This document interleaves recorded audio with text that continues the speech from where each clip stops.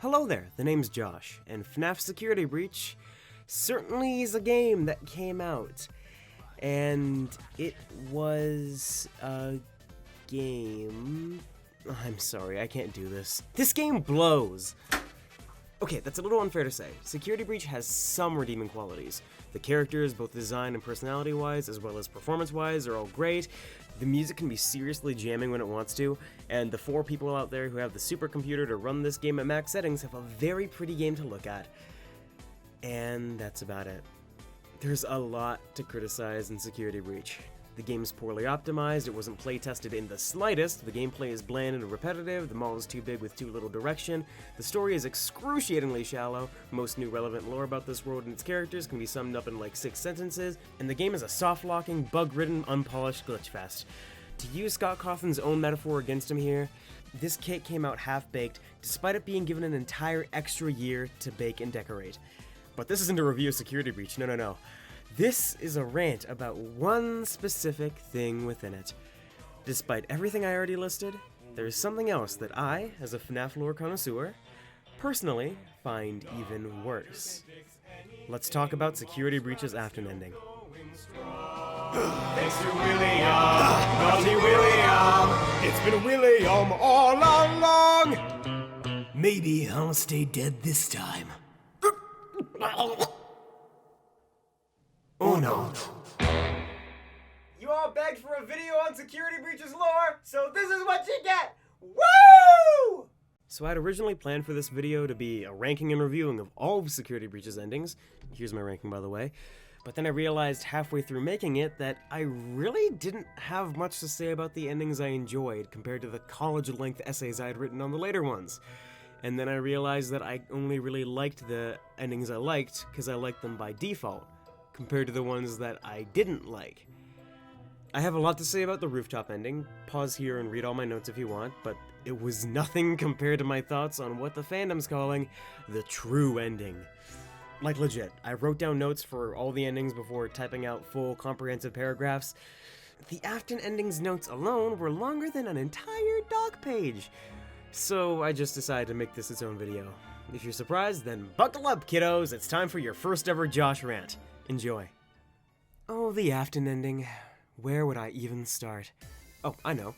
On December 4th, 2017, Freddy Fazbear's Pizzeria Simulator, more commonly known as FNaF 6, released and gave us an end to the series. A climactic finale where all loose ends are tied up and set ablaze, killing off all important characters still out there in an inferno. Then we got Ultimate Custom Night, but it's not too important to my current narrative, so we can just skip over it. From there, we go to... Do you hear that? You ever read, bitch? Oddly enough, no. Viewers, this is Adam. He's a bird sometimes. How did you get here if you live in Scotland? Remnant? If it's good enough for the creators, it's good enough for me. Sit down, I've got some explaining to do. I'm too lazy to draw a sitting sprite, but go ahead. So these small pieces of insanity and fandom fetish are the Fazbear Fright books. They involve 3 small horror stories based in and around the Freddy's universe, introducing some interesting tales and downright bad, stupid, dumb, stupid, awful, and bad stories. The 5th book in the franchise is Buddy Call, involving one of the most controversial stories to date. Okay, 2 of those controversial stories. The 3rd novella in this book, The Man in Room 1280, that shows us a man who has gone through serious burn injuries, lived past the point of death, and continues to rot inside a hospital. At the time, we were under the assumption that Ultimate Custom Night was William Afton's personal hell, until this book came along revealing that a secondary spirit was haunting the corpse of William and tormenting him through nightmares. We thought this was confirming Golden Freddy was behind the hell theory. Then we got this ending, and I immediately gave up after realizing the sad and ever-in-our-face foreshadowing. I guess it also gave us some context as to how Glitchtrap came to be, but that wouldn't make any sense if his corpse is still inside this indestructible building! Thank you for your ever-expanding book knowledge, Adam. Now continuing on the topic of Glitchtrap, we move on to Help Wanted. Ow! What was that one for? I don't know, because it's fun.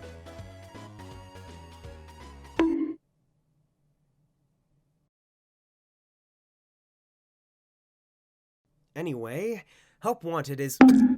Okay, get out. Okay, fine, I'll just wait until Tales from the Pizzaplex comes out, you fucking dolt, you piece of shit. Didn't even like your videos anyway. Okay, so Five Nights at Freddy's VR, Help Wanted. It felt like a reboot for the series, brushing away all the complex and convoluted lore in favor of a simpler narrative for new fans to jump on. In this game, they decide to bring William Afton, the killer, back. But to keep it new and fresh, he's no longer a physical being. William's reincarnated into a digital force through that backstory Adam talked about, which is a very different take for the character compared to he's back again, but now with an even more torn up suit. To push this even further, this new design for William is nothing like we'd seen in the series up to that point. A far more slender, lanky, humanoid body, and an oversized, creepy mascot head, reminiscent of the old Chuck E. Cheese designs. Something more than a burnt-up corpse in a tattered fursuit. We'll get to that. This dude's canonical name is Glitchtrap, but I refuse to call him that. It's a stupid name! We're calling him Malhair. It's a much more clever and fun name that breaks off from the series' naming conventions the same way that he breaks off from the series' design convention. Fake fun! Boo! Don't make me get the spray bottle! Malhair opened up endless possibilities for interesting new stories and arcs, and with his ability to influence people, his supposed ability to clone and spread himself like a virus, and more. The fandom had all sorts of theories and ideas of how there could be entire cults of Malhair followers, Arnim Zola-style digital copies of Afton's brain, or even Afton becoming a massive global threat. There were lots of expectations of how Vanny and Malhair were going to tie into the next game. So anyway, Five Nights at Freddy's Security Breach came out, and with it came the butchering of everything I just said. The Afton ending is one of the many endings you can get in this game. It features you and Freddy going down under the Pizzaplex, finding Afton and Molten Freddy under a wrecked FNaF 6 location and facing off against them. Now before we get into everything wrong with this series of events, let's try to defend some of this. There have been many theories out there that say that this amalgamation of wires and parts is possessed by all Vanny's victims. Doesn't explain all the old animatronic parts from the past games, but go off. If this isn't Molten Freddy, the mashed up pile of wires with a Funtime Freddy head, possessed by like 8 different souls at once, then why would Steelwool design this character as a massive mashed up pile of wires with a Funtime Freddy head? And don't you dare give me the shit of, he looks different! These are supposed to be the same characters. And if that's not enough for you, so are these. Redesigns that don't give a damn about lore consistency are more than standard in the series by now. This guy is supposed to be Molten Freddy. And if Steelwool officially comes out and says that it's not, then that's just some scummy character design meant to lead people on and give them something crazy to put in their YouTube thumbnails. If it's not Molten Freddy, we're definitely meant to think it is. As for Afton, I'm sure as hell not happy he's rearing his ugly mug here again, but now that we live in this timeline, let's try to find some positives. Let's try to make this work. I will say, this is probably the best Will in a Springlock suit design we've gotten so far. A bit generic, but overall a really solid design, and the only one with an anatomically correct corpse. So William is back in physical form. There's a lot we could do with this. Now that he's out and about again, we could have him be a reoccurring villain in the following games that's always slipping out of danger at the last minute, or build him up as this big bad Darth Sidious to Vanny's Vader. Explore the relationship between Vanessa and Will. How do they see each other? Does Vanny see William as a father figure? Is he abusive like her own father?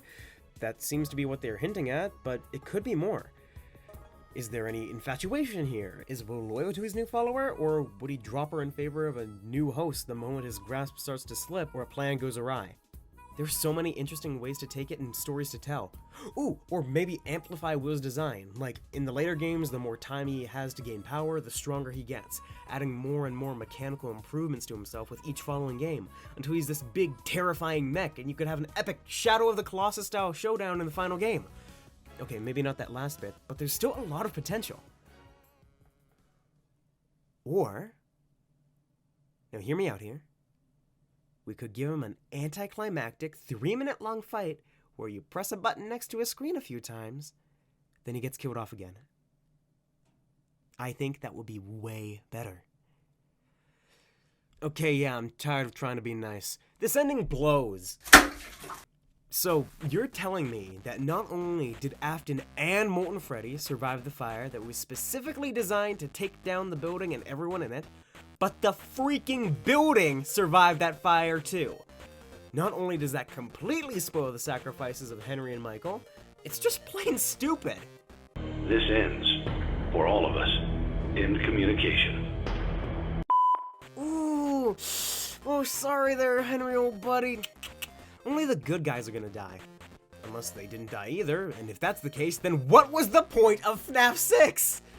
Either way, we can replace the most badass and concise ending we had in this series with Henry taking a flamethrower to the faces of Baby and the two last morally good characters out there, then jumping off a cliff, and we'll get the same end result.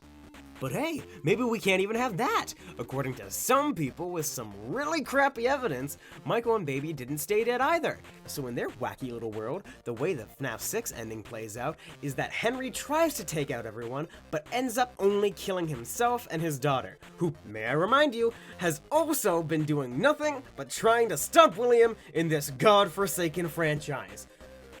Fucking hell. And can I mention that there was like no build-up or precedent for this in the game?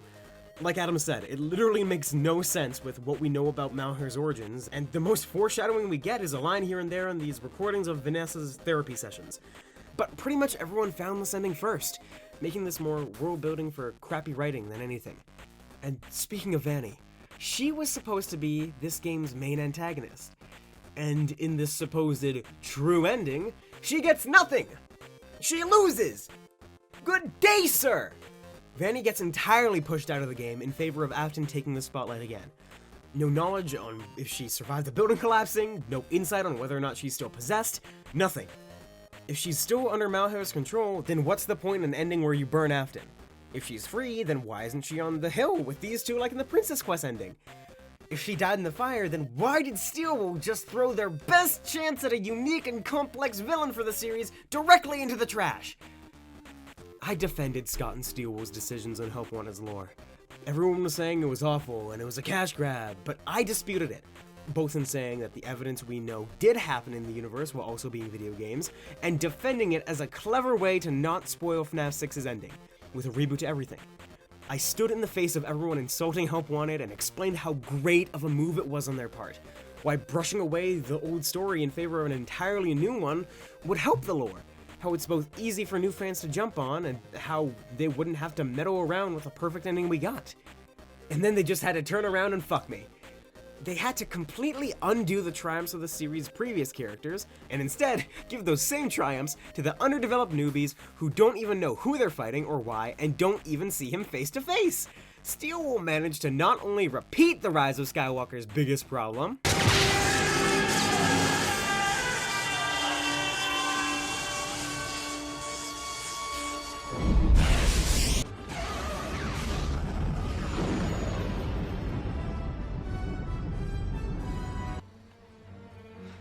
Somehow Palpatine returned.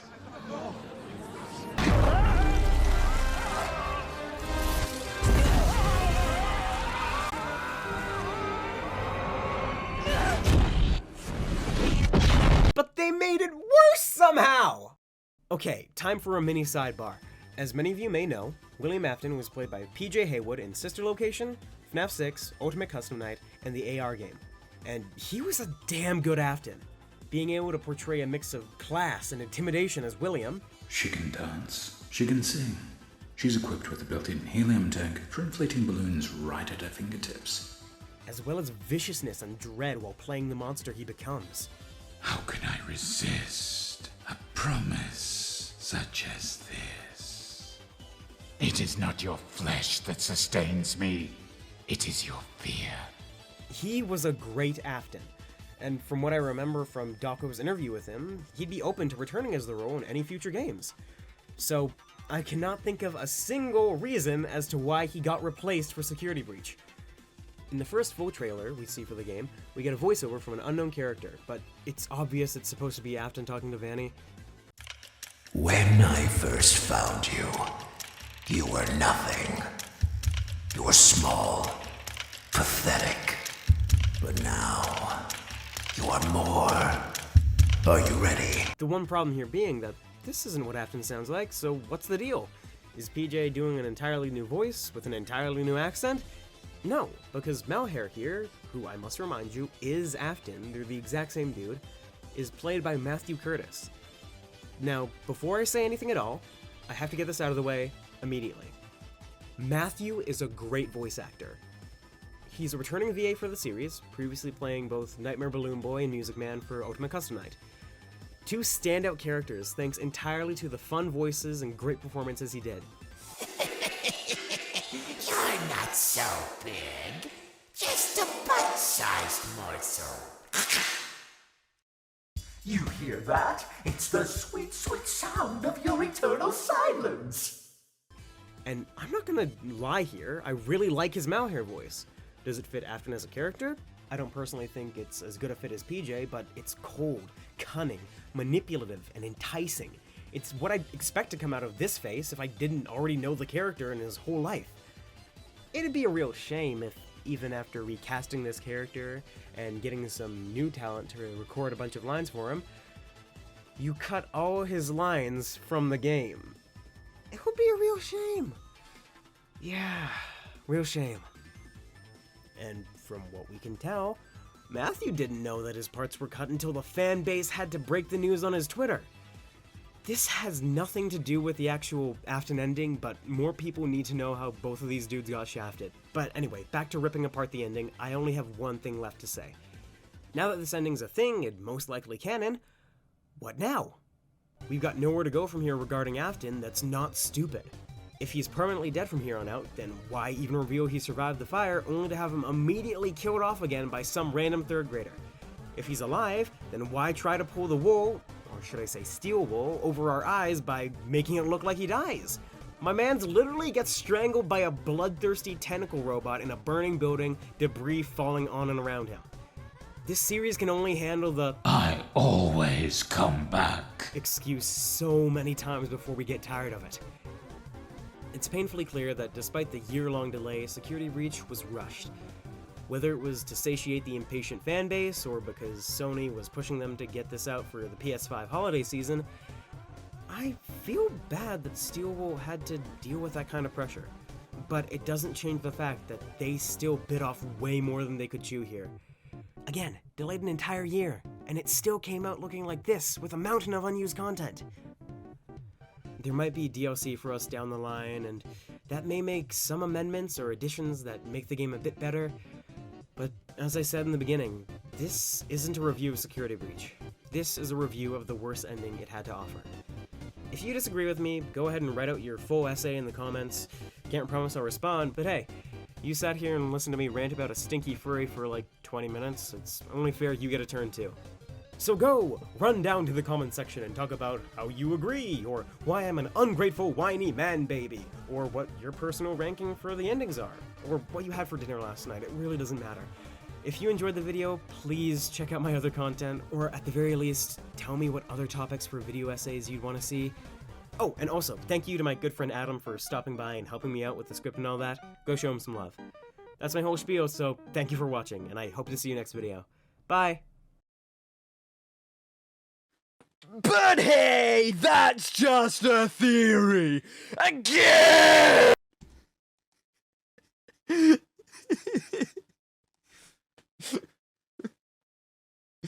God, I love this.